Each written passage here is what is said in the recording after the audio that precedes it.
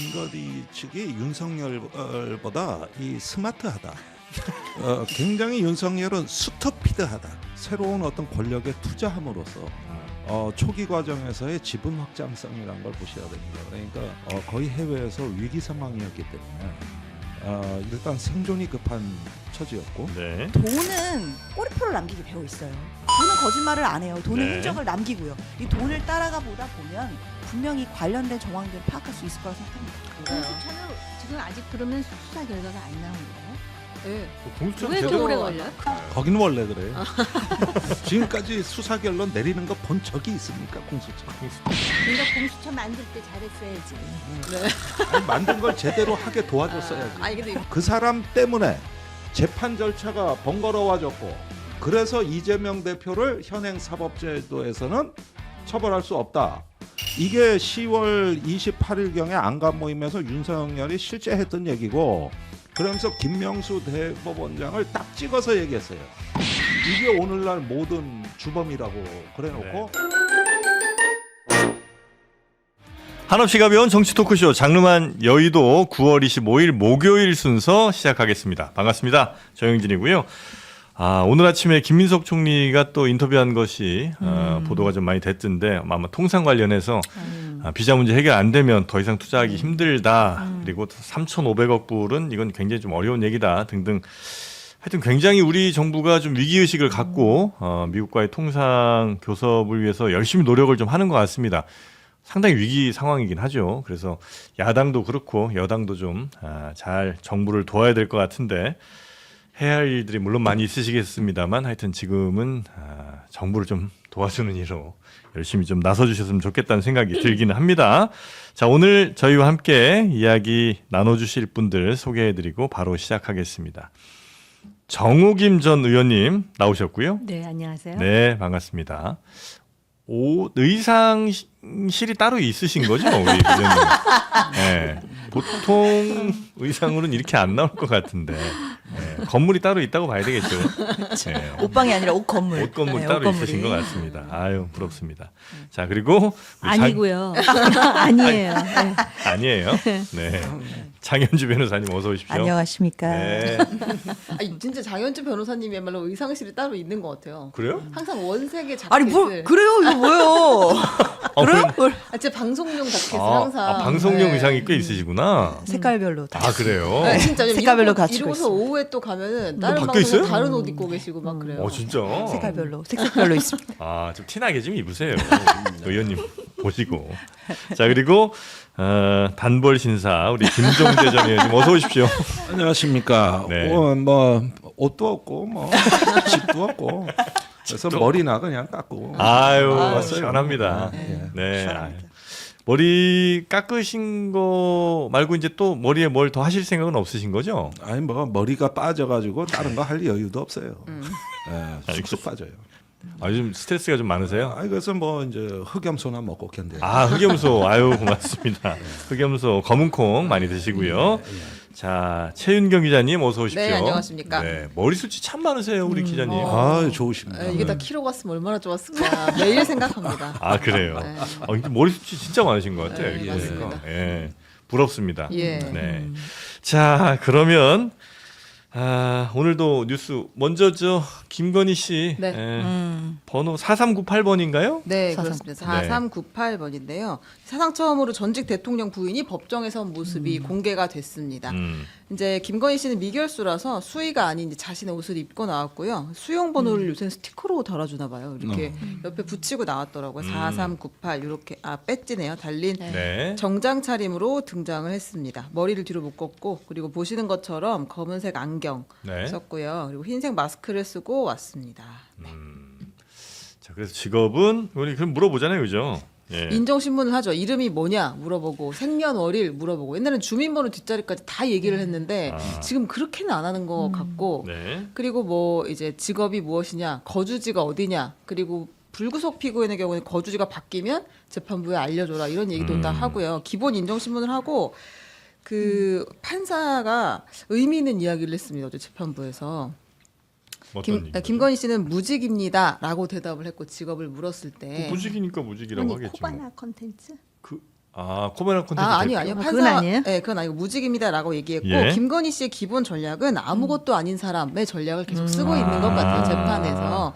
그런데 이제 판사가 뭐라고 했냐면 왜 우리가 이 재판부 앞에 스케치를 허용을 했느냐 설명하면서 피고인이 널리 알려져 있는 공인으로 국민적 관심이 지대한 사항의 경우에 알 권리 충족 차원에서 관련 정보가 알려질 필요가 있다. 공인이라고 판사가 먼저 찍었어요. 네. 그 얘기를 하나 했다는 게 이제 포인트고요. 그 스케치한 사람들 쭉 다 나가고 나서 김건희 네. 씨는 모든 혐의를 다 부인했다고 합니다. 주가 조작도 부인, 명태균 씨 공천 개입도 부인, 건진법사 관련해서도 다 부인했다고 네. 합니다. 그 전직은 안 물어봐요? 그러니까 예를 들어서 뭐 지금 현재는 어쨌든 무직일 수 있잖아요. 네. 뭐 어떤 피의자 뭐꼭 김건희 씨를 빼더라도 그런 경우에 뭐 전직 무슨 은행에서 뭐 일하셨죠? 뭐 이런 것들은 물어볼 수 있는 거 아니에요?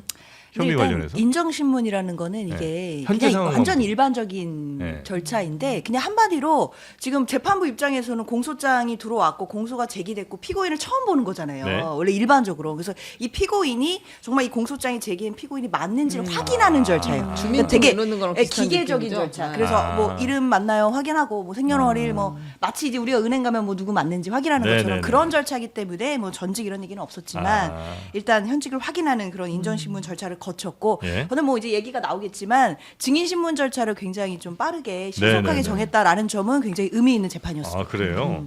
그 증인신문을 굉장히 뭐 이례적으로 한다면서요? 속도를 좀 붙여서. 네, 일반적으로는 이제 법정에서 주신문 검찰이 먼저 하고 나서 네. 그다음에 변호인 측에서 반대 신문을 하는데 예를 들면 장현주 변호사가 증인으로 나오면 한 사람을 앉혀두고 주건이 박건희 신문을 하는데 김건희 씨 측에서 이렇게 얘기했어요. 우리가 아직 열람 등사도 못했다고 기록도 다 못 봤는데 어떻게 우리가 바로 신문에 들어갈 수 있겠어요? 라고 했더니 재판부가 그러니까 시간을 더 달라는 얘기인 거죠? 그렇죠. 예. 보통은 이거 늘상 나오는 이야기인데 그렇죠. 재판부가 우리가 추석 끝나고 나면 수요일 금요일 일주일에 2번씩 달릴 거예요 재판을. 근데 만약 기록 볼 시간 없으시면 검찰 측이 하는 주신문만 먼저 쫙 몰아서 증인들을 몇십 명 순서대로 하겠다. 그동안 준비하시고 반대 신문은 나중에 몰아서 쫙 하겠다. 이렇게 얘기를 했어요. 빨리 끝내겠다는 얘기군요. 네. 맞나요? 그렇죠. 이게 그러니까 어떻게 되는 거냐면 이제 공소를 제기하잖아요, 검찰이. 네. 그 수사를 하고 공소 제기할 때까지는 정말 검찰의 시간이기 때문에 네.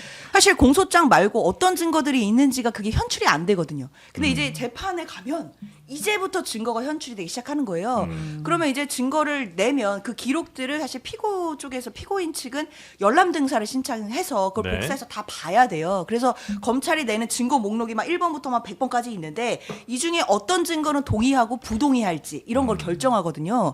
근데 사실은 지금 이런 사건 같은 경우는 막 증거 기록이나 기록이 너무 많으니까 열람 복사해서 등사해서 이거 확인하고 하는데도 막 한 달, 두 달 막 걸릴 수 있는 사건이에요. 그러니까 이거를 보장해주기 시작하면 재판부 입장에서는 재판이 상당히 지연될 수 있는 상황이기 때문에 네. 동시에 진행하라고 하는 겁니다. 근데 요즘도 열람 등사 그러니까 복사를 막 해요? 예. 그럼요. 이게 아직까지는 형사 소송이 네. 전자 소송화가 완전히 안 됐어요. 민사는 지금 네. 전자 소송으로 돼서 다 전자로 가능한데 네. 형사는 아직까지 그게 안 됐기 때문에 실제로 종이를 복사해서 종이로 봐야 돼요. 재판부도 막 이런 막 기록을 보고 수레가 맨날 왔다 갔다 그렇죠. 하잖아요. 수레가 왔다 갔다 하죠. 이래서 사법개혁이 필요한 거예요. 동의합니다. 아니 시대가 어느 시대인데. 동의합니다. 지금 뭐 와- PDF 파로 그냥 보내면 될 건데. 이제 마무리 돼가는 중이에요. 이제 형사소송도 그래요? 그렇기는 한데 일단은 아직 그렇기 때문에 복사해서 봐야 되고 그럼 그 절차를 동시에 하라는 겁니다. 재판부는. 그러면 검찰 입장에서는 지금 증인 27명 신청해놨고 주신문 과정이 있을 거 아니에요. 네. 검찰이 묻고 싶은 질문 할 거니까 그때 같이 열람 등사하면서 검토하고 반대 신문은 나중에 11월에 몰아서 하라라고 네, 네, 결정한 네, 네. 건데 이게 사실은 재판의 속도를 내기 위해서의 재판부의 또 결정이었기 때문에 평가해줄 만하다고 생각합니다. 네. 자, 뭐 재판은 이제 빨리 아마 속도전을 좀 할 것 같고요. 만약 이렇게 되면 물론 예상하기는 좀 쉽지 않습니다만 대략 언제쯤 뭐 결심 나올 수 있을까요? 일단 재판부가 12월 말까지 증거 조사를 끝내겠다라는 말이 어제 나오긴 했더라고요. 네. 그러니까 한 10월까지 검찰 쪽 증인들 주신문 쫙 몰아서 집중적으로만 하고 11월에는 반대 신문은 보장해 줘야 되니까 네. 뭐 김건희 씨 측으로부터 반대 신문 11월에 하고 그러니까 나머지 증거 조사들 뭐 12월 정도까지 마무리가 되면 네. 사실 내년 초 정도 되면은 판결이 나올 수 그래요? 있는 상황이에요. 야 기계적으로. 그러면은 네. 제가 보기에는 윤석열보다 김건희 판결이 빠를 그럴 수 가능성이 있다는 근데 얘기거든요. 근데 그 훨씬 이게 맞는지 구속은 모르겠는데 늦게 그러니까요. 됐는데도 여기는 훨씬 속도가 빠르단 예, 말이에요. 예, 예. 직위원도 이거 연말까지는 놀랍네요. 뭐 한다 이런 얘기 하지 않았어요? 연말에 직위원 판사도? 종결을 뭐 심리를 종결하겠다 그럴 예정이다라고 얘기는 했는데 심리가 종결된다라고 해도 그건 예정이니까 또 늘어질 수 있는 결심 거고. 또 늘어질 수 있고. 그래서 11월에 12월에 결심을 해도 그것도 이제 내년 1월 이후로 판결은 미뤄지는 네. 거기 때문에 비슷할 수도 있겠네요. 그러니까 역시 그 김건희 측이 윤석열보다 이 스마트하다. 굉장히 윤석열은 스토피드하다. 이런 느낌을 뭐라 그래? 스튜피드하다. 발음이 너무 안 좋아서. 스톱빛. 예. 네. 그래서 저기 이렇게 그 뭐랄까 정면으로 들이받지 않으면서 일견 특검도 칭찬해주면서 네. 이렇게 달릴 때 그 흐름에 적절하게 묻어 들어가는 그러면서 부인은 다 한단 말이죠. 예, 이런 전략이 두 부부 사이에서 상당히 다르구나 이런 어떤 느낌이 드네요. 근데 요거 하나 한다고 해서 뭐 지금 혐의가 한두 개가 아니잖아요. 그렇기도 하고 지금 이제 특검에서 김건희 특검이 수사기간을 30일 연장하면서 예, 예. 양평 고속도로부터 시작해서 무슨 그 학폭 무마 네, 네, 쭈르륵 네. 다 하겠다고 했잖아요. 지금까지 못했던 것들. 예. 그럼 기소가 계속 더 될 거예요. 근데 이 사건을 병합해서 김건희 사건을 한 덩어리로 만들지 아니면 또 주가 조작 같은 건 상당히 많이 입증이 됐기 때문에 따로 별도로 갈지. 다른 재판부로 갈지는 또 좀 두고 봐야 될 문제입니다. 네, 알겠습니다. 자, 그리고 JTBC 단독 보도가 어제 있었는데 한학자 참어머니 한학자 총재가 100억 원의 100억 원의 자금을 조성했다. 네, 대선 직전에. 그렇습니다. 네. 2022년 대선 직전 한학자 총재의 특별 지시 프로젝트라는 명목으로 네. 통일교가 100억 원대 자금을 조성했다라는 건데요. 이 JTBC가 통일교 내부 보고서를 지금 가지고 온 거예요. 네. 그 말은 이 수사팀이 확보했다는 것이 아니라 진짜 내부에서 누군가가 제보를 했다는 이야기가 될 텐데 세계본부 지원 현황이라고 되어 있고요. 내부 회계 보고서에 2021년 TPGC 특별 프로젝트비 1차 네. 트루 페어런츠라고 합니다. 참 부모님. 원래 이제 저 TM으로 해야 되는 거 그런 줄 아니에요? 알았는데. 트루 마더. 예. 참 부모. 네. 원래 이제 저 증권가에서는 TP 하면 타겟 프라이스 뭐 이런 걸로 하거든요. 근데 트루 페어런츠. 페어런츠였습니다. 네, 그랬는데 실제로 이 김건희 특검 자금 추적을 한 결과 1월 24일 효정 글로벌 계좌에서 58억 원, 그다음 같은 계좌에서 또 49억 7,800만 원 정도가 이제 만들어졌다고 하는 거예요. 100억을 조성했다. 근데 당시 윤영호 씨는 뭐라고 이야기를 했냐면 특검의 조사 얘기할 때 아프리카 세네갈의 선거를 돕는데 썼다 이 100억 원을 이렇게 세네갈 선거 돕는 데 썼다고요? 예, 그 몰랐네요. 세네갈에 선거가 있었대요. 2022년에 있었던 것 같습니다. 네. 그렇다고 하는데요. 다만 또 이 윤영호 씨 같은 사람이 JTBC랑 얘기할 때는 어떻게 얘기했었냐면 북한에 코로나 백신을 보내려고 예산을 책정했다. 같은 돈을 가지고 다른 이야기를 했다는 거예요. 자꾸 둘러댄다는 느낌을 강하게 받네요. 네, 좀 그렇게 된 상황인데 실제로 네. 국민의힘에서는 이 진짜 100억 들어온 거는 아니겠지? 이제 이런 분위기라고 합니다. 왜냐하면 이게 만약에 국민의힘 대통령 선거, 그러니까 윤석열 당시 후보 선거에 만약에 쓰였으면 이건 뭐 당 전체가 지금 존립이 위험할 수 있는 상황으로 가는 거잖아요. 그렇지 않나요? 그렇죠. 네. 만약에 그러니까 항상 가정법이잖아요. 네. 그러니까 아직 그 지금 요 내용을 보면은 2022년 1월에 효정 글로벌 통일재단에서 세계평화 통일가정연합으로 지금 두 차례에 걸쳐서 24일과 25일에 총 100억 원이 들어왔다라는 네네네네. 거잖아요. 그러면은 이 세계평화 통일가정연합에서 국민의 힘으로 돈이 들어갔는지 여부는 아직 밝혀지지 않은 것 네. 같아요. 그것이 확인이 돼야 이제 만약에라는 가정법이 통할 것 같고요. 네.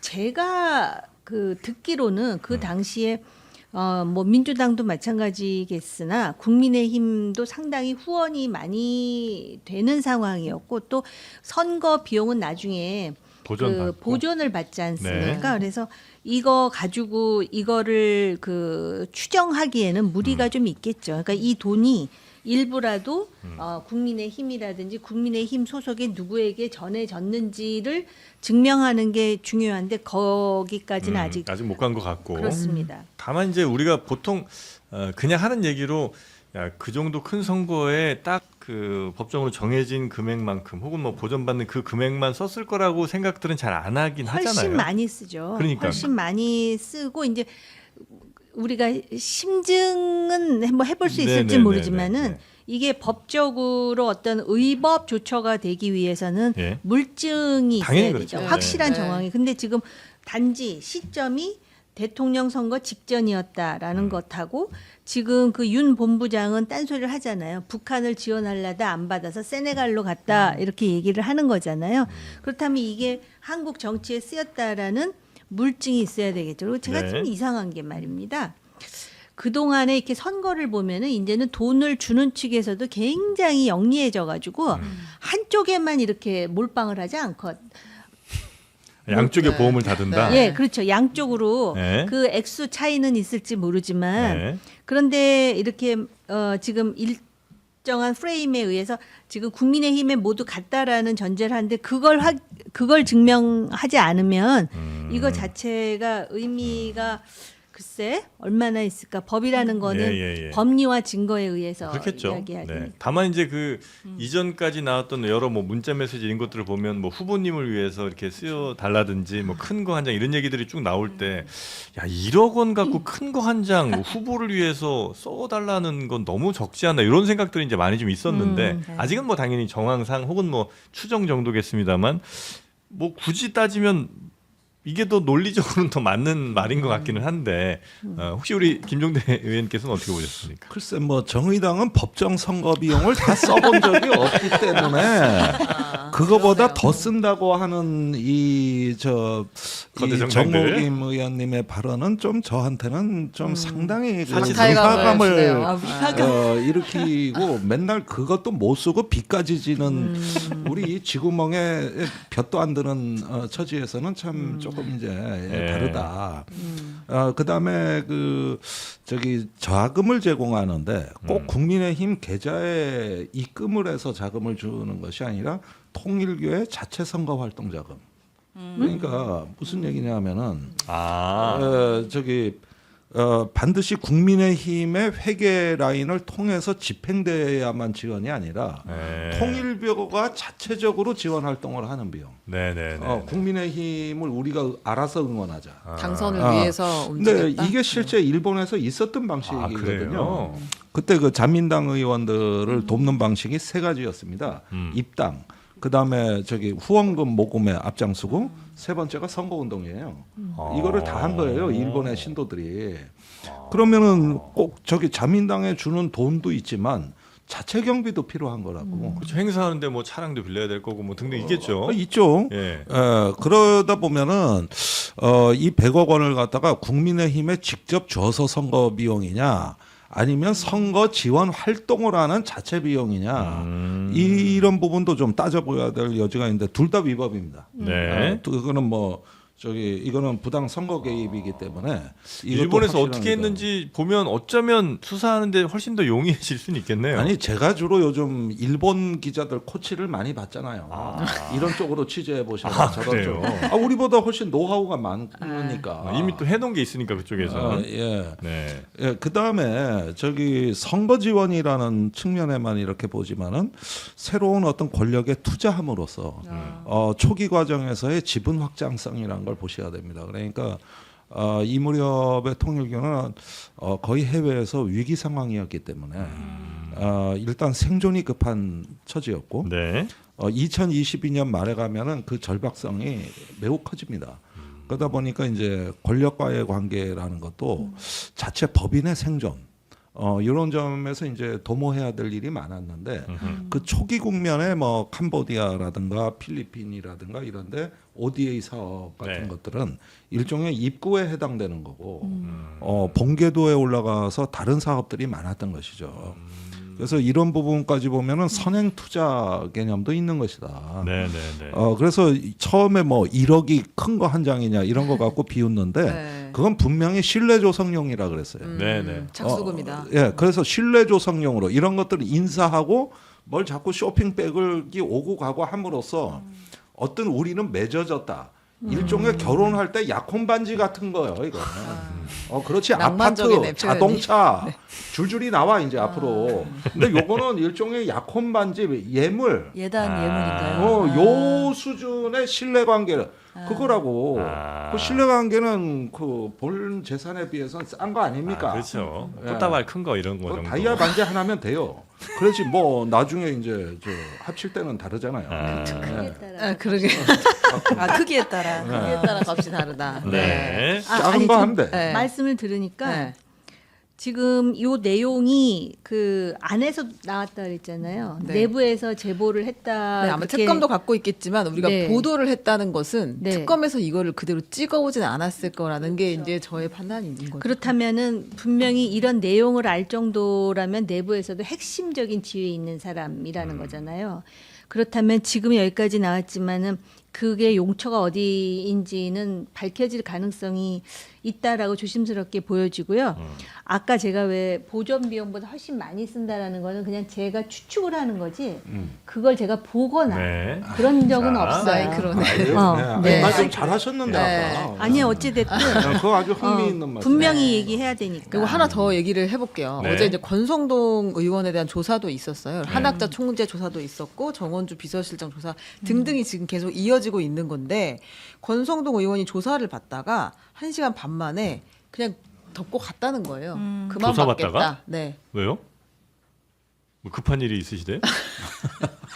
아니 감옥에서 뭔 급한 일이 있어. 아니 근데 동시에 지금 불렀다는 거 아니에요. 그러니까 이 네. 범죄 관계에 있는 사람들을 동시에 불러서 따로 앉혀놓고 윤 지금 본부장하고 권성동 아니요 권성동, 한학자, 아. 정원주 이렇게 다 따로 불러서 음. 같은 날 불러서 동시에 이제 질문을 하다 보면 사실관계를 맞추기가 훨씬 쉬울 거 아닙니까? 상대가 무슨 짓을 하고 있는지 나는 모르고. 네, 네. 근데 권성동 의원이 갑자기 나갔다는 거예요. 덮어놓고. 그걸 어떻게 해석해야 할 것인가? 그렇게 가도 돼요, 근데? 아니 뭐 조사를 받다가 이제 조사 못 받겠다라고 이제 거부하는 경우들이 있기는 있어요. 이게 아마 이제 권성동 의원은 진술 거부권을 행사하는 것까지는 아닌 것 같고 본인의 혐의를 계속 아마 일관되게 부인하고 있을 것 같기는 한데 그런 판단도 할 것 같아요. 지금 어차피 특검에서 구속 기간 내에 어차피 자신은 기소가 될 거고 그러면 이제 기소가 돼서 재판에 가서 재판에서 다투는 게 낫지. 이제 뭐 특검에 와서 본인이 아니라고 아무리 진술을 한들 특검은 이미 생각보다 조사가 많이 되어 있을 가능성이 있거든요. 그렇다면 여기서 진술하는 게 크게 의미는 없을 수 있습니다. 네. 진술을 해서 뭔가 이 특검의 수사가 방향이 바뀌거나 또는 특검이 자기네들이 수사한 것과 정말 다르네요라고 생각할 만한 상황이 돼야 되는데 그런 상황이 아니다라고 한다면 네. 아마 조사를 받는 것이 의미가 없다라고 아마 법적으로는 생각했을 가능성이 있다 생각드네요. 아니 같은 자리에 같이 모아놨다는 소리는 아니죠. 아니죠. 따로 따로라는데 아니고. 대지는 아니고. 시간이 같다라는 거죠. 네, 네. 같은 날이었다는 건데 그러니까 권성동 의원 입장에서는 한학자 총재가 어떤 진술을 할지 모르는 건데 그렇죠. 지금 동시에 얘기를 하고 있는 것이고 한학자 총재 입장에서도 정원주 비서실장이 무슨 말을 할지 모르는데 나도 지금 조사를 받고 있는 그런 상황인 거죠. 근데 그건 되게 심리적으로 압박은 돼요. 아, 당연히 이것도 수사 기법이라면 기법일 수 있는데 그래요? 대질은 또 어느 정도 이제 일정 공유나 또 의사 동의나 이런 부분들이 있어야 되고 그게 아니라 어쨌든 뭐 옆방이 되었던 뭐 저쪽이 되었던 뭐 공범이라고 할 수 있는 사람들이 수사를 받고 있으면 저 사람이 어디까지 그쵸. 불었는지. 이거 또 말 불어가지고 자기는 또 선처받는 거 아니야 이런 생각을 할 수 아. 있고 나는 부인하고 있고 나 이거 불리해지는 거 나 아니야 이게 혼자 마치 이게 독박 쓰는 거 아니냐. 죄수의 이론처럼 네. 그렇게 되는 거죠. 죄수의 딜레마처럼 네. 그런 부분들이 있기 때문에 심리적으로 압박은 되는데 근데 저는 사실 뭐 그런 압박만으로 지금 수사받는 당사자들이 막 흔들려서 진술하고 그럴 것 같지는 않아요. 한 명 한 명이 다 어쩌면 그냥 일반적인 사람으로 보기는 조금 어렵잖아요. 일반적인 네. 피의자로 보기는 좀 어려운 상황이기 때문에 뭐 압박만으로 뭐가 바뀔 것 같지는 않고 결국엔 특검은 증거로 승부를 해야 되고 앞서 나왔던 100억이라든지 이런 부분이 있잖아요. 이런 건 돈은 꼬리표를 남기게 되어 있어요. 그래서 수사기관은 사실은 진술만 있는 막 진술을 쫓아가는 수사보다는 돈이 있는 흐름 파악하는 수사를 훨씬 더 선호합니다. 돈은 거짓말을 안 해요. 돈은 네. 흔적을 남기고요. 이 돈을 따라가 보다 보면 분명히 관련된 정황들을 파악할 수 있을 거라고 생각합니다. 근데 이런 수표나 달러가 아닌데 지금 현금으로 받았다는 거잖아요. 근데 현금으로 이제 조성을 했다 그 돈을. 조성을 했죠. 그리고 또 그 권성동 의원이 만약에 받았다면 어쨌든 이렇게 왜 왕자 써 있는 현금 그거였다라는 거 아닙니까? 그건 이제 네. 관본권. 그런데 네. 이런 생각도 할 수 있을 것 같습니다. 그러니까 지금 그렇게 세 사람을 따로 불렀는데 그 세 사람의 이해관계를 보면 어떤 답변을 했을지는 우리가 상상할 수 있잖아요. 예를 들어서 권성동 의원의 경우 자기가 개인적으로 착복을 했다라기보다는 브릿지 역할만 한 걸로 하는 게 권성동 의원으로서는 최상까지는 아니더라도 차악의 유리하죠. 시나리오가 될 것 같고 전달자다 나는. 그다음에 한학자 총재 같은 경우는 자기는 종교적으로 나는 독생녀요 참 어머니이기 때문에 뭐 이러면서 자꾸 이제 그런 얘기를 하는데 그 정 실장이란 사람은 나는 심부름만 지금 저 구속도 안 돼 있잖아요. 네. 그러니까 어떻게 해서든지 지금 빠져나가려고 할 거고 통일교도 네 분이 있으니까 사실은 이렇게 해서 100억이 흘러갔어요라는 얘기까지 나오는 거 아니겠습니까? 그렇다면은 검사 입장, 특검 입장에서는 처음에 그러면 최초에 누가 먼저 연락했느냐도 되게 중요할 것 같아요. 그러니까 통일교에서 먼저 그 연락을 해서 권성동이나 또는 건진법사를 통해서 이렇게 연결이 된 건지 네. 아니면은 권성동 의원이 먼저 통일교 쪽에 연락을 했는지 그것도 굉장히 중요한 변수일 것 같다라는 생각이 누가 들거든요. 먼저 카톡했냐 먼저 연락을 하면 선톡이 먼저 중요하잖아요. 연락한 사람의 죄질에 대해서 더 부정적으로 볼 가능성이 훨씬 높지 않겠어요? 먼저 연락을 했으니까. 그런가? 근데 그게 저는 그럴 것 결정적이지는 않을 수는 있는데 뭐 말씀하신 것처럼 그런 게 일단 결국에 수사라는 것은 과거의 일정 시점에 있었던 일을 재구성하는 거거든요. 네. 그러니까 당연히 뭐 먼저 누가 연락을 했는지 뭐 그 시기가 어떻게 됐는지 언제 돈이 왔다 갔다 했는지 이런 걸 다 시간 순서대로 구성할 수밖에 없습니다. 네. 그러니까 그 과정에서 그런 부분들이 나올 수 있을 것 같긴 사실 한데 핵심은 대가성이겠죠. 그쵸. 그게 본질은 돈을 아닌 주고 것 같고. 뭘 네. 했느냐의 문제가 그렇죠. 중요할 것 같습니다. 네. 그래서 지금 현재까지 나온 거는 뭐 권성동 전 의원이 권성동 의원이 윤석열, 윤영호의 만남을 뭐 주선했다 이런 것들은 다 시인을 했다는 거죠. 아 이게 단독 보도로 나온 거긴 해서요. 예? 이제 오늘 중에 또 확인되는지를 봐야 될 것 같은데 조사를 받으면서 아 내가 이제 만남 주선해서 이렇게 두 사람이 받고 그리고 내가 동석했다 이런 사실까지 인정했다고는 합니다. 지금. 보도가 나왔다. 네, 그렇습니다. 윤석열 그리고 윤영호가 이제 통일교 2인자 네. 이런 사람들과의 만남을 이수희 사무실에서 만났다. 네, 네. 주선을 했다는 거 이런 정도 보도가 나왔습니다. 하여튼 요 통일교 100억 요거는 자금 흐름은 사실 아주 뭐 작은 금액이 아니라 이 정도 그럼요. 큰 뭉칫돈은 충분히 진짜 네. 흔적이 꼬리가 분명히 남을 것 남습니다. 같거든요. 네. 네, 요거는 뭐 검찰이 특검이 충분히 밝힐 수 있지 않나 싶습니다. 자, 그리고 다음 뉴스도 가볼까요? 네, 그 조희대 대법원장 청문회 이걸 두고 이제 민주당에서 서로 원내대표는 통보받지 못했다, 당 대표도 몰랐다, 이제 이런 상황이 있었었잖아요. 네. 민주당이 다시 한 목소리로 공세를 제기했습니다. 국민의힘은 또 대법원장에 대한 압박을 자꾸 이렇게 하는 것은 삼권 분립을 흔드는 거다, 사법 파괴다라고 반발을 하고 있는데요. 어제 정청래 대표가 국민의힘은 반발할 자격도 없다라고 하면서 영상을 하나 공개했거든요. 이거 보고 오겠습니다. 네.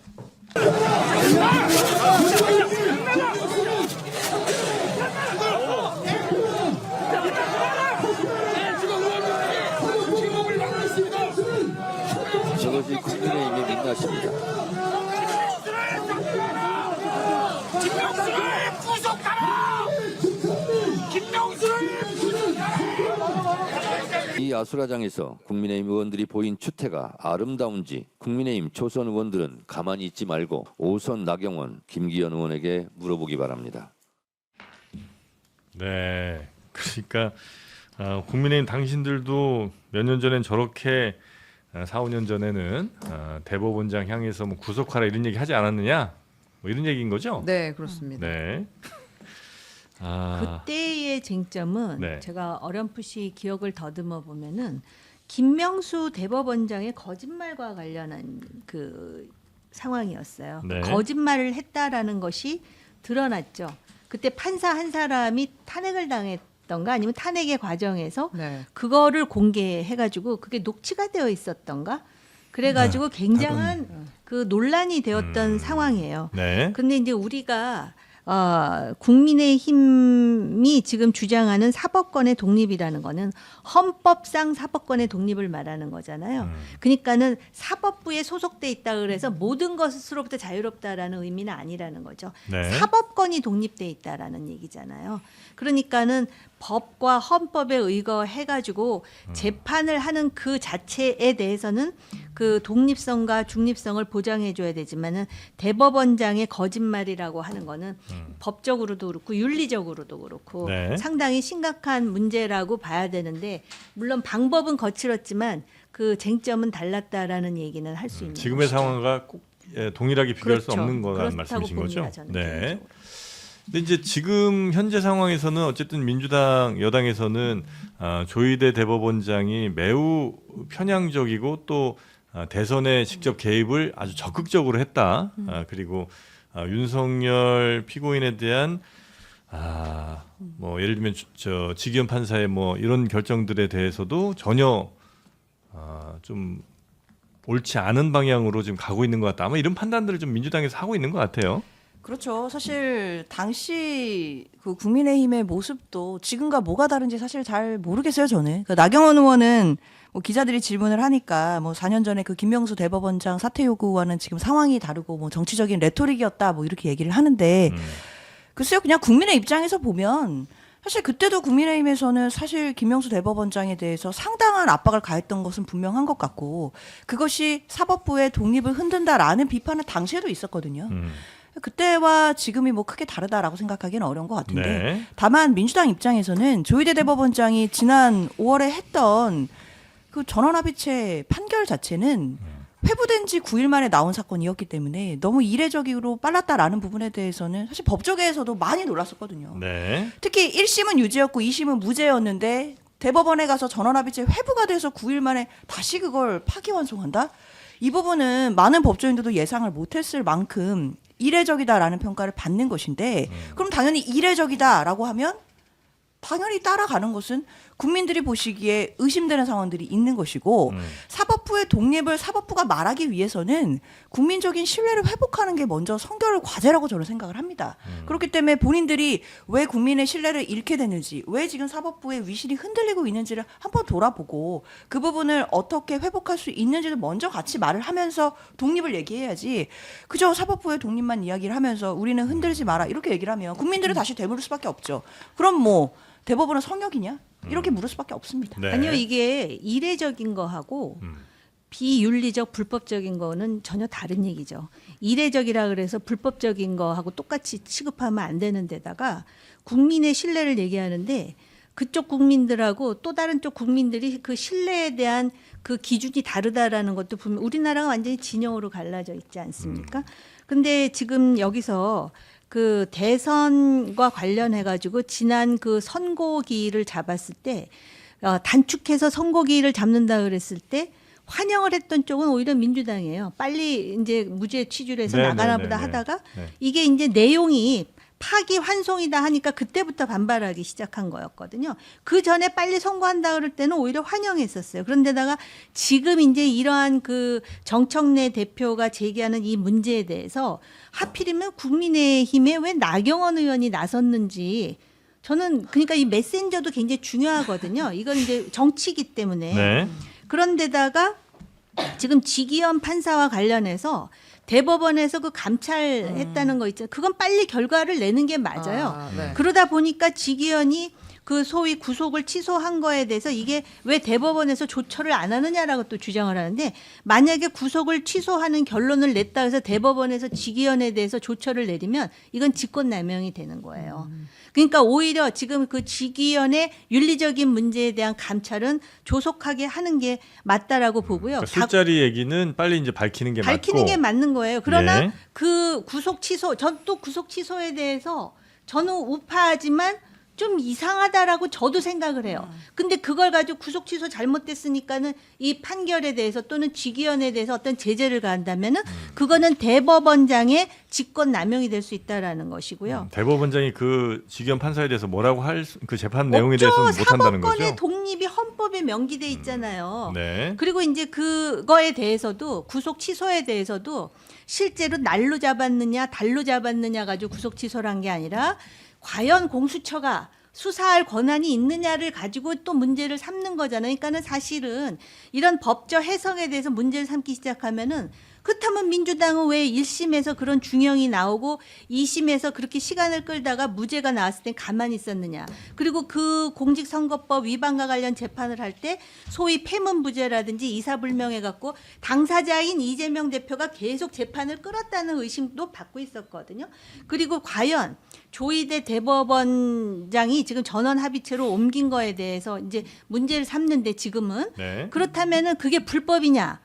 요 부분을 또 따져야 되겠죠. 불법이 아니니까는 이례적이라는 걸 가지고 문제를 삼는 것이고 정말 대선에 영향을 끼치려고 그랬으면 이거는 또 국민의힘 쪽의 주장인데 그럼 파기환송을 했겠느냐. 파기자판을 했겠지. 뭐 이렇게도 얘기를 하는데 제가 볼 때 지금 몇 년 전에 저거는 비윤리적이고 불법적인 내용을 가지고 제가 그러잖아요. 그럼에도 불구하고 굉장히 거칠었다. 네. 근데 이거는 지금 이례적이라는 문제를 가지고 얘기를 하는 거라는 거죠. 그러니까 우리가 이거를 어떤 그 진영에 의해서 프레임에다 놓기보다는 조금 뭐라 그럴까 이 법의 그 잣대로 봐야 되지 않을까. 자기랑 생각이 다르면은 틀리다라고 생각을 하는데 네. 아까 말씀하신 것 중에 그건 맞아요. 감찰을 왜 빨리 해야지 이걸 5개월 이상 끄니까 이거 가지고 문제를 삼는 수상하고. 거는 맞지만 네. 과연 그렇다 그래가지고 지금 대법원장이 그 파기환송한 걸 가지고 스스로 내려와라 내지는 탄핵할 것이다.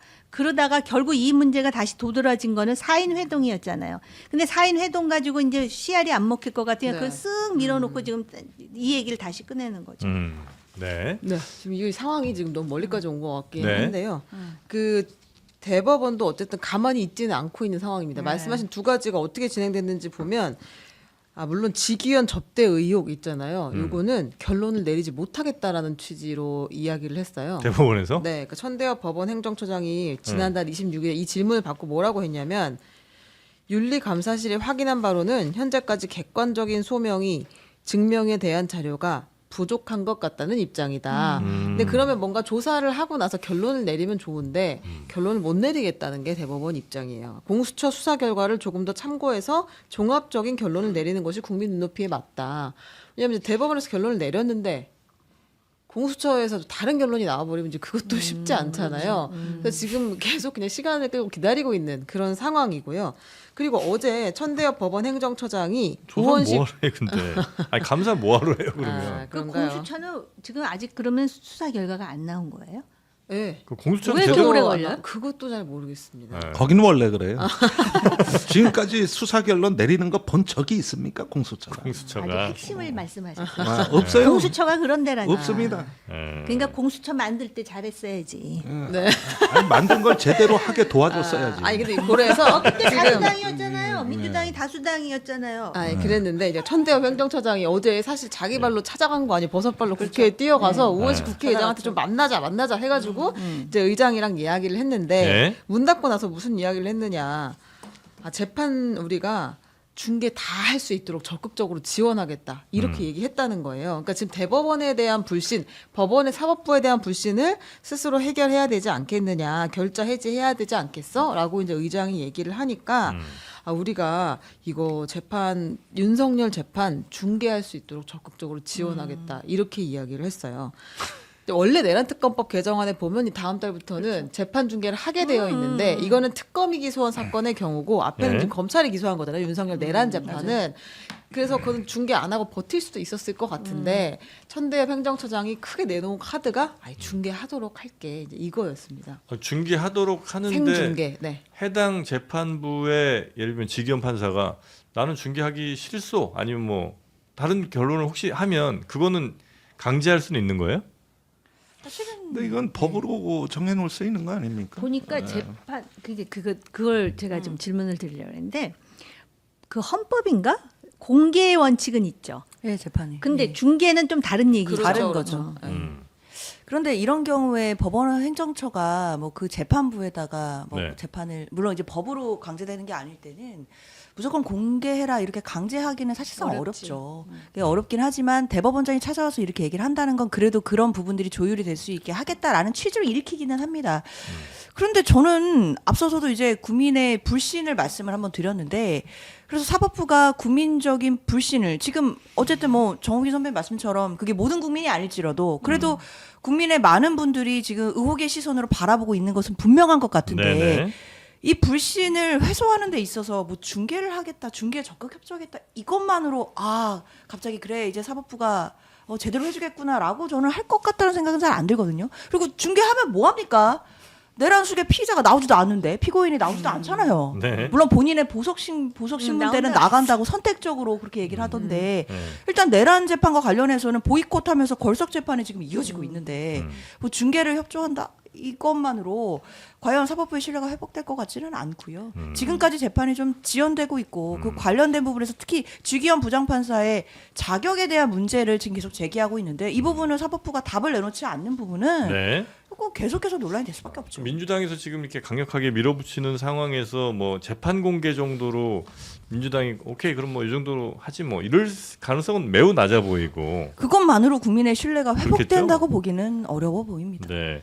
당분간 이 사법부를 향한 여당의 이 강공은 좀 더 이어지겠죠.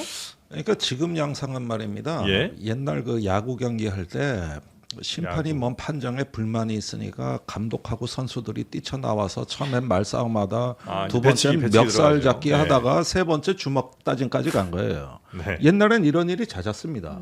심판의 독립성에 도전한다고 그래서 퇴장 명령 내리고 네. 그러면 선수들끼리 막 그라운드에 나와서 뒤엉켜서 야구장에서. 싸움을 했다고. 네. 근데 어느 날 이게 해결된 거예요. 해결된 방법이 뭔지 아십니까? 비디오 판독이에요. 아. 그러니까 ARS 판독도 하잖아요, 요즘. ARS가 저기 아니고 스트라이크 존 그거 뭐. 하여튼 뭐. ARS 판독은 뭐야? 아닌가? 어쨌든 그 왜 이렇게 스트라이크 존 판독도 기계가 한단 네네. 말입니다. 네. 그리고 ABS. ABS. 그러면은 뭐가 달라졌는지 아십니까? 심판은 자기가 불신받을 수 있다는 거를 인정한 것이고 그 다음에 저기 또 다른 하나의 검증 장치를 통해 가지고 그라운드에 평화가 달성된 거예요. 폭력이 없어졌습니다. 그런데 나는 지금 이 논리가 참 이상하게 생각하는 건 뭐냐면은 네. 사법부의 독립을 얘기하면서 그 어떤 권위도 여기에 도전할 수 없다고 얘기를 하는 거예요. 그런데 다른 장치 하나가 있으니까 이 문제가 해결되지 않느냐는 거예요. 우리가 2주 만에 저기 전원합의체로 대법원에서 파기환송을 했는데 너무 이상하니까 그거 수구향 과정 좀 보자. 무슨 서류를 받나. 비디오 판독을 해줘야 되는 겁니다. 그다음에 또 저기 룸살롱에 뭐 갔다는 의혹이 있고 왜 이렇게 저 이상하게 구속영장을 갖다가 말이지 시 단위로 해서 기일을 해서 이렇게 되느냐 이걸 보자. 그러면은 당연히 그걸 다른 어떤 뭐 또 다른 비디오 판독 과정 상급심에서 이걸 하라고 한 겁니다. 그런데 이런 과정들이 어떻게 보면은 자기들의 독립성을 보완해주는 장치임에도 불구하고 다 거부하고 감히 나한테 대들어. 이것이 독립성으로 오해되는 이 프레임 자체는 지금 굉장히 뭔가 좀 잘못된 방향이라고 나는 보는 것이고. 네.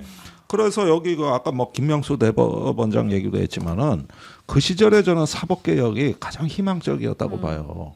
어떤 그 저기 대법원장의 제왕적 권한을 내려놓고 네. 그러면서 여러 재판 절차에서 민주화가 단행이 됐거든요. 네. 이게 싫었던 거지. 이게 싫은 거고 그래가지고 계엄 때 14명 체포조에 김명수 대법원장이 들어간 이유가 그거 아닙니까? 그 사람 때문에 재판 절차가 번거로워졌고 그래서 이재명 대표를 현행 사법제도에서는 처벌할 수 없다. 이게 10월 28일경에 안간 모임에서 윤석열이 실제 했던 얘기고 그러면서 김명수 대법원장을 딱 찍어서 얘기했어요. 이게 오늘날 모든 주범이라고 그래놓고 네.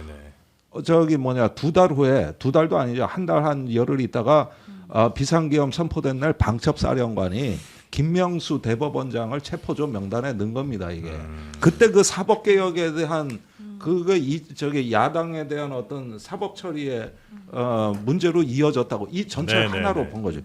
그러니까 우리가 이런 걸 보면서 대법원에 대해서도 어떻게 보면은 저기 민주당이 지금 뭐 조희대 대법원장 물러나라 뭐라 하지만은 예전에는요 그런 개혁했다는 그 자체로 완전히 수거해버리려고 그랬어요. 이게 불과 1년도 안 된 네네. 얘기입니다. 이게. 여튼 이 문제를 해결하기 위해서는 그 투명한 공개, 뭐 누구나 다 확인할 수 있는 이런 과정들이 있어지면 아니 그런 사법 개혁으로 이 문제가 해소가 돼야지. 예. 맨날 이런 식으로 싸워가지고 또 심판 멱살잡이하는 거야. 경기 중단되고 또 이렇게 되는 거야. 그러니까 이런 그라운드의 평화를 네. 야구 축구가 어떻게 달성했는가 보면 답이 다 나오는 거예요. ARS로 가자. 그 부분은 동의해요. 아까 말씀하셨듯이 네.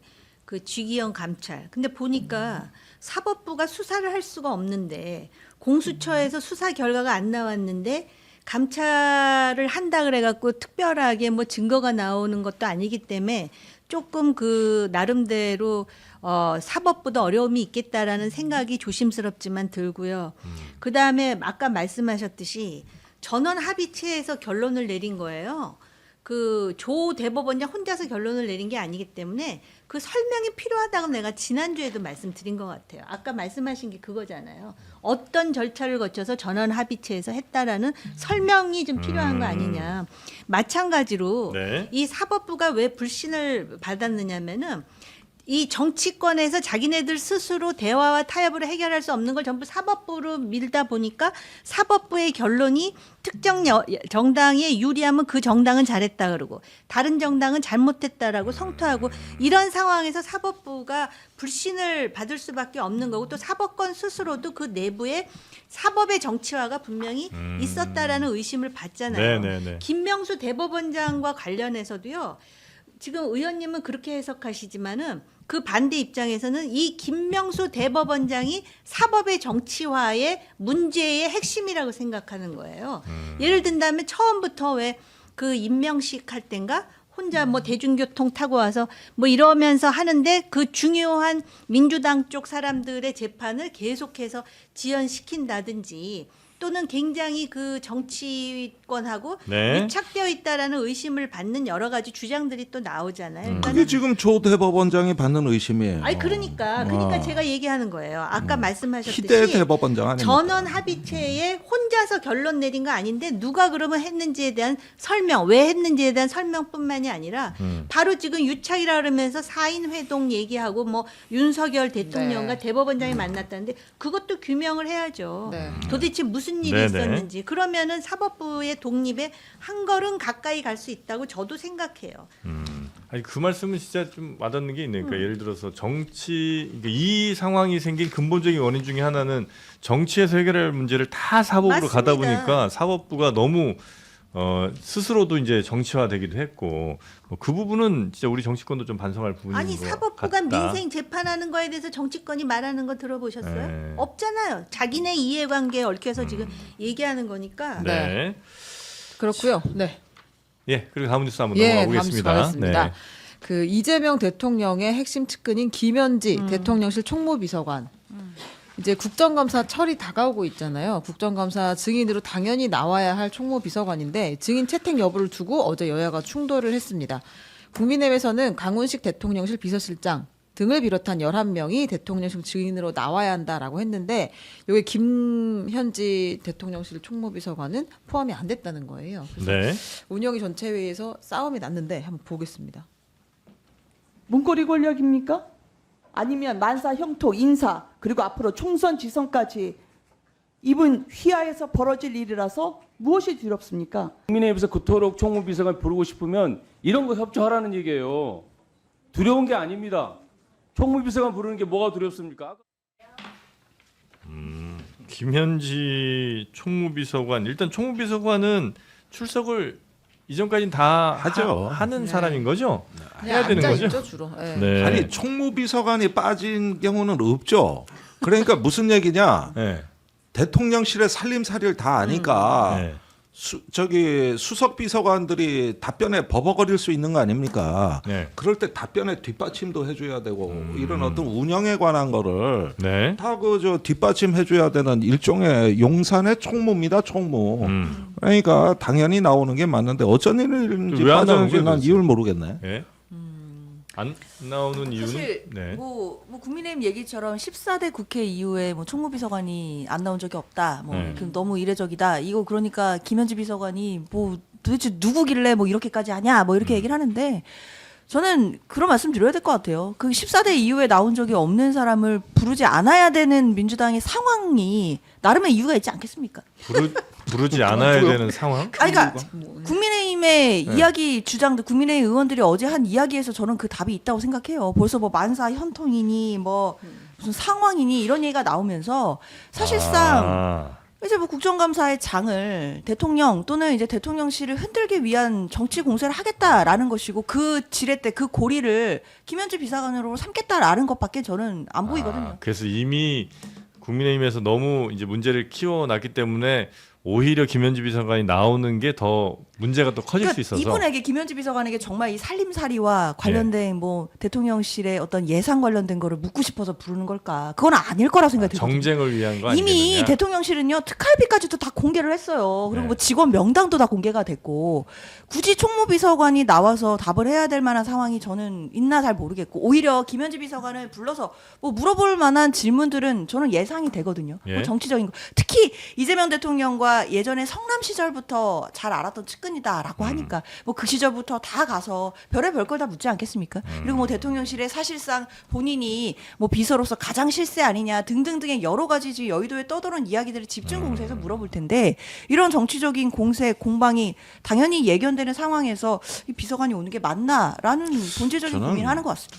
그런 정치적 공세에 오히려 더 당당해야 된다. 그러니까 정치적 공세가 있으면은 피한다. 이 자세는 조금 국민 주권 정부답지 못한 어떤 그건 이 정부의 품격이 아니다. 그 김현지 비서관에 대한 이제 야당의 질문은 그겁니다. 인사 개입했냐 안 했냐. 그런데 이제 정권 초기에 인수위가 없이 출범한 정부다 보니까 용산에 경황이 없었어요.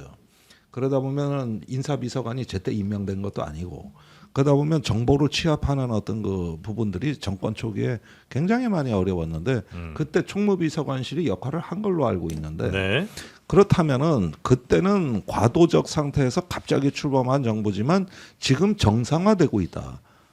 이렇게 말을 하는 게 훨씬 어떤 그 정답이 아니냐. 네. 사실 문재인 정부 때도 유사한 일이 있었습니다. 그때도 뭐 저기 박근혜 정부 탄핵이고 이러다 보니까 민정이 막 인사 일을 하고 또 저기 인사가 제일 늦게 출범하고 이러다 보니까 꼬인 거죠.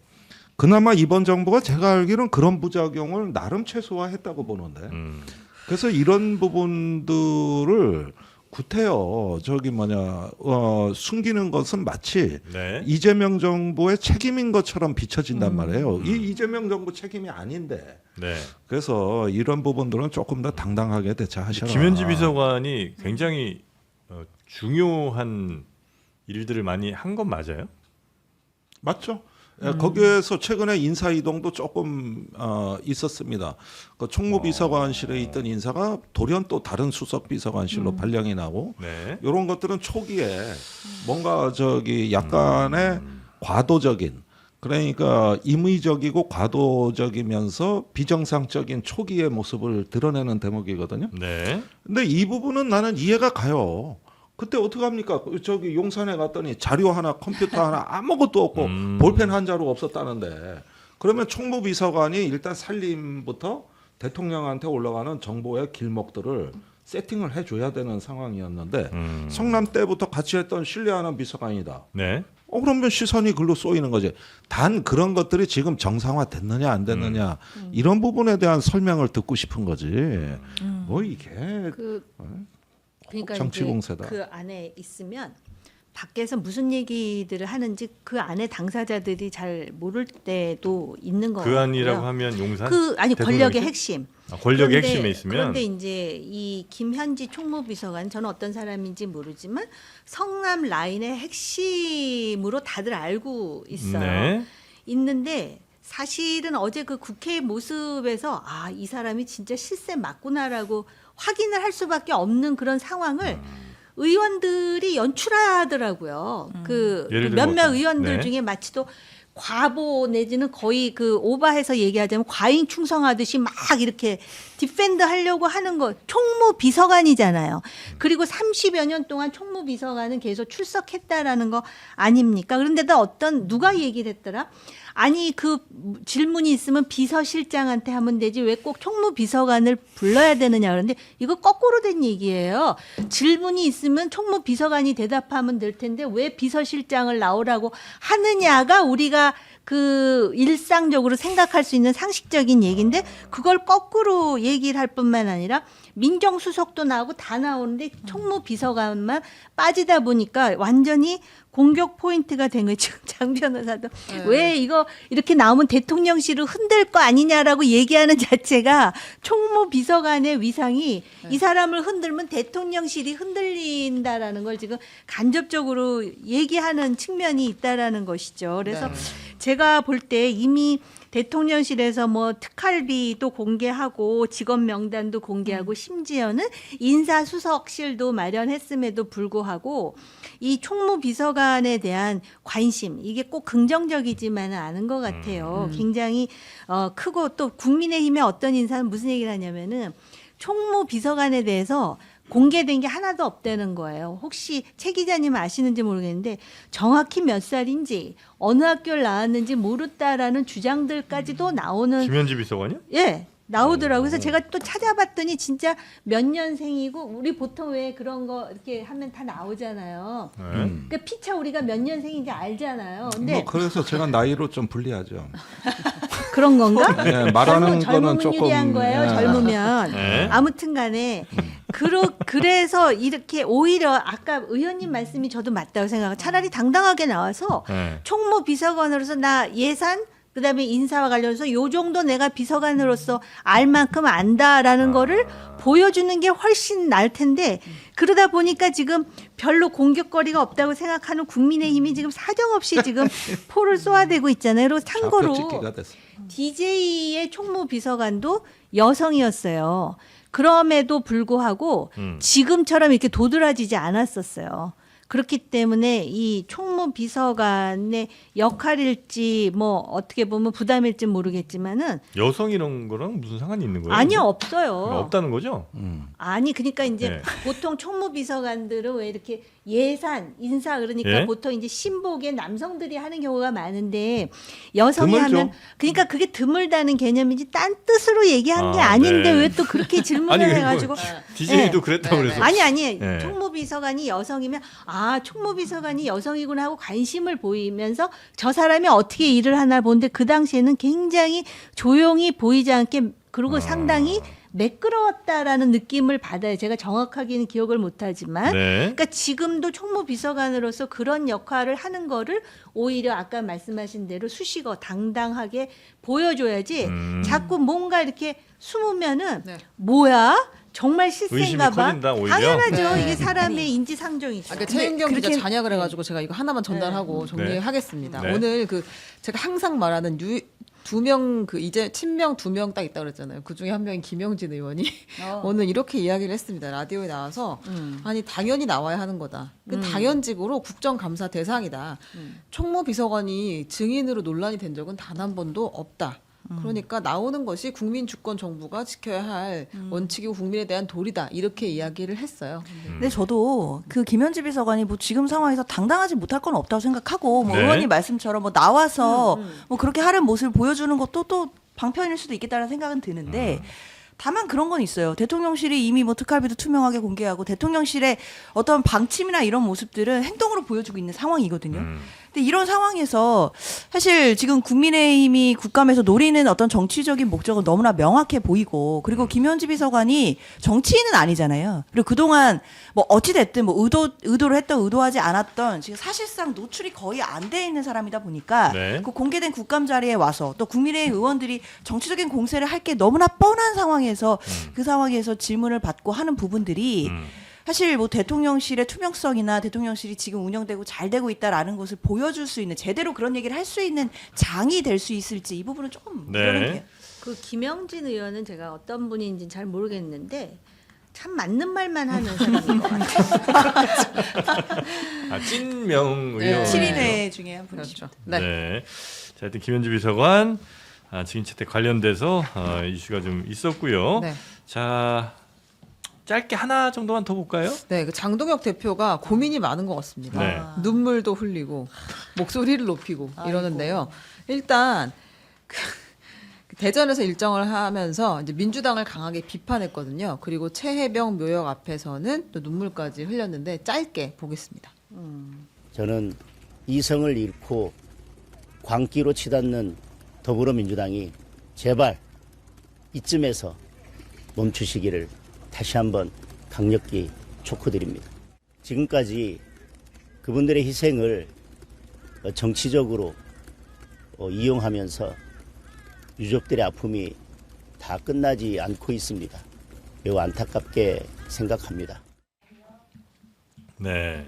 장동혁 대표는 참 감성적인 분인 것 같아요. F가 확실합니다. F가 네. 확실하고 또 스스로 말하면서 스스로의 말에 더 또 네, 그런 것 강화되는 같죠. 스타일이신 것 같기도 하고. 예. 근데 두 가지 고민이 있는 것 같습니다. 뭐죠? 하나는 이번 주에 이제 서울에서 장애 집회를 하기로 했는데 네. 당 내에서 TK, PK 의원들도 야 이거 맞아? 이제 이런 이야기가 나오기 시작했다는 거예요. 효과가 있는 거야? 네. 우리가 이거 하면 중도 확장도 되는 거 맞아? 이런 의심이 내부에서 나오고 있어서 과연 전략을 어떻게 잡아야 될 것인가에 대한 고민이 하나 있는 것 같고 두 번째로는 그 기독교 개신교에서 화를 냈다는 거예요. 왜?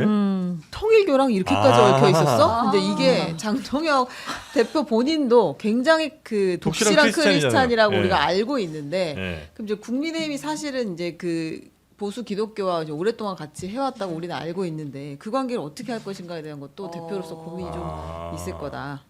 아, 그렇겠네. 제가 그 뭘 이게- 생각하시는 거죠? 아니요 장동혁 대표에 네. 대해서 한마디 하려고. 그러니까 이제 지난번 대구죠, 대구 동대구역에서 대구 네. 동대. 마이크에다 그 한마디 해주십시오. 연설하는 걸 이렇게 보면서 네. 꼭 저렇게 연설을 목이 터져라 소리를 지르면서 해야 되는 건가? 그렇게 해야 호소력이 있을까를 생각하면서 그 미국의 버락 오바마 이거는 정치 지도자의 그 스피치와 관련한 건데 그 당시에 그 흑인 교회 백인이 총기를 난사해 갖고 흑인이 여러 명이 죽어가고 흑인들이 막 분노에 차 있는 장례식장인가 추도식장인가 교회를 네. 오바마 대통령이 방문을 했어요. 네. 뭘 했는지 아세요? 연설로?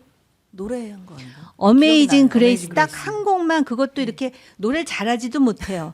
근데 그걸 부르는데 심지어는 외국인인 저도 그 감격에 눈물이 나오고 그 흑인들의 마음을 한 번에 녹이면서 그게 지도자의 모습이에요.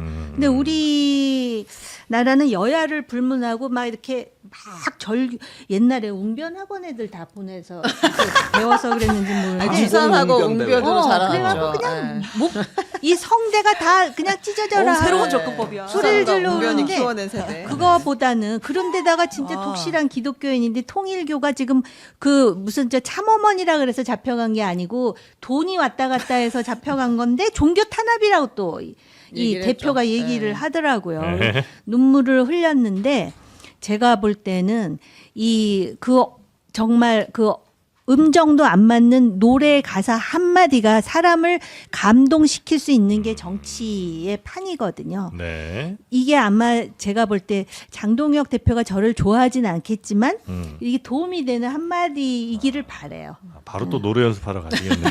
장동혁 대표. 찬성가 한번 또 코인 해주는 거 노래방 아니에요? 가서 또 계속 노래 연습하시겠네. 노래는 흑염소 노래가 가장 흑염소 이제 노래는 광고하면서 그 울릉도에서 이렇게 흑염소가 아, 그렇죠, 그렇죠. 이게 빨리 가고 싶으시구나. 광고하고 가고 싶은 아니 모양이. 양파 껍질채 앞에다 두고 흑염소 얘기를 하시죠. 아, 요거 흑염소예요. 다 먹었어요. 아, 지금 이제 여기 있는 거는 네, 흑염소가 맞습니다. 예. 어메이징 블랙고트라고 하죠. 네, 맞습니다. 그게 그렇게 이어지네. 어메이징. 노래 뭡니까? 우리 흑염소들의 우리 명복을 나중에 노래나 빌면서. 부르면서 방송합시다. 네. 흑염소들 참 우리를 위해서 이렇게 희생하고 아니 우리끼리라도 대통합을 해야지. 네. 장 변호사. 온몸 다 내줬잖아요. 그렇죠. 아유, 그렇죠. 네. 아낌없이 고맙다. 주었습니다. 이건 말 그대로 진짜 뼈와 살입니다. 맞습니다. 예, 흑염소의 뼈와 살이 그대로 녹여져 있는 토종 흑염소 진액.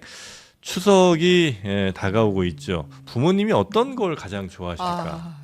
우리 고민할 필요가 난 별로 그렇습니다. 없다고 봅니다. 흑염소. 네, 건강 생각해 주는 것만큼 엄마한테 연락 왔습니다. 갖고 오라고. 흑염소 그거 괜찮니? 엄마한테. 네, 우리 부모님들께 웰스앤헬스 100% 국내산 토종 흑염소 진액을 추천해 드리면 어떨까 합니다. 지금 누적 판매량만 400만 포가 넘어가고 있고요. 재구매율이 높다는 거 그만큼 먹어보고 역시 이거다 싶은 분들이 많다는 얘기겠죠.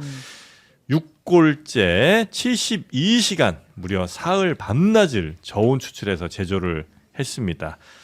특히 이제 흑염소 이외의 건강한 재료들, 요건 또 우리 최 기자께서 워낙 팩트 체크를 중요시 하시니까 네. 한번 좀 불러주실까요? 특허받은 녹용, 국내산 6년근 홍삼, 생명의 나무라고 불리는 마가목, 백수, 우슬, 눈꽃, 중화초 등 아, 웃지 않습니다. 20가지 황금 네. 배합으로 보양 효과를 더 깊고 예. 진하고 강하게 설계했습니다. 재료 전달해 주실 때는 웃지 않습니다. 네. 네.